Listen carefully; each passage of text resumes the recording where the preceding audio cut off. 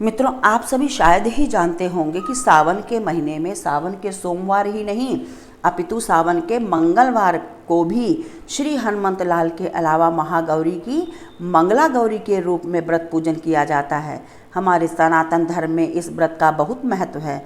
मान्यताओं के अनुसार इस व्रत को करने से और कथा सुनने से सभी प्रकार के मनोरथ पूर्ण होते हैं और अखंड सौभाग्य की प्राप्ति होती है।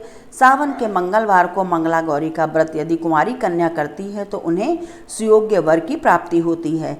सुहागन स्त्रियों को अखंड सौभाग्य और दीर्घायु पुत्र रत्न की प्राप्ति होती है। पूरा दिन सावन के मंगलवार को मंगला गौरी का व्रत रखकर शाम को मंगला गौरी का पूजन करना चाहिए और कथा अवश्य ही पढ़नी अथवा सुननी चाहिए।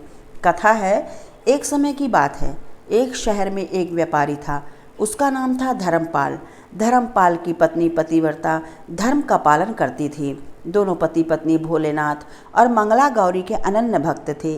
सभी प्रकार की सुख सुविधा होते हुए भी उनके कोई संतान न थी। मंगला गौरी के सम्मुख व्यापारी की पत्नी झोली फहरा कर रोज संतान प्राप्ति की प्रार्थना करती। माँ की कृपा दृष्टि से उन्हें एक पुत्र रत्न की प्राप्ति हुई, परंतु होनी तो अटल है। बालक की आयु मात्र 16 वर्ष की थी। 16 वर्ष की आयु में उसे एक सांप के काटने से उसकी मृत्यु हो जानी थी। अब धर्मपाल और उनकी पत्नी मंदिर में जाकर प्रभु शिव और मंगला गौरी के सम्मुख अपनी किस्मत पर रो रहे थे। उसी समय एक साधु मंदिर में आए और उनसे रोने का अभिप्राय पूछा। दोनों ने अपनी व्यथा साधु से बताई।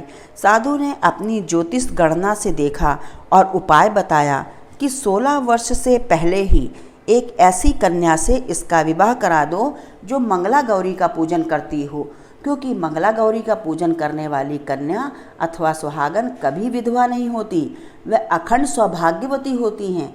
ऐसा सुनकर धर्मपाल और उनकी पत्नी ने एक ऐसी कन्या से जो मंगला गौरी की अनन्य भक्त थी उससे अपने पुत्र का विवाह करा दिया। कन्या अखंड सौभाग्यवती थी, जिस कारण उसके पति को 100 वर्ष की आयु प्राप्त हुई। धर्मपाल के पुत्र और पुत्रवधू अपने पुत्र और पोतों के साथ 100 वर्षों तक सुख का जीवन व्यतीत किया। जो महिलाएं व्रत नहीं करती वे मंगला गौरी का पूजन अवश्य ही करें। कथा सुनने के बाद विवाहित महिलाएं अपनी सास और ननंद के चरण छुएं और उन्हें लड्डू देकर आशीर्वाद प्राप्त करें। ब्राह्मणों को भी प्रसाद अवश्य दें।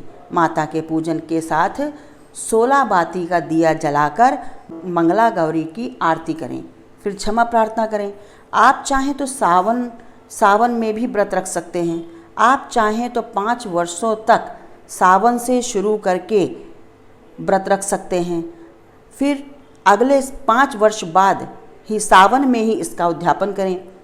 आज की कथा आप सबको कैसी लगी कमेंट बॉक्स में अवश्य लिखें। लाइक शेयर सब्सक्राइब करें, बेल आइकन अवश्य दबाएं। अगली कथा के साथ हम आपसे फिर मिलेंगे। तब तक के लिए जय माता दी। धन्यवाद मित्रों।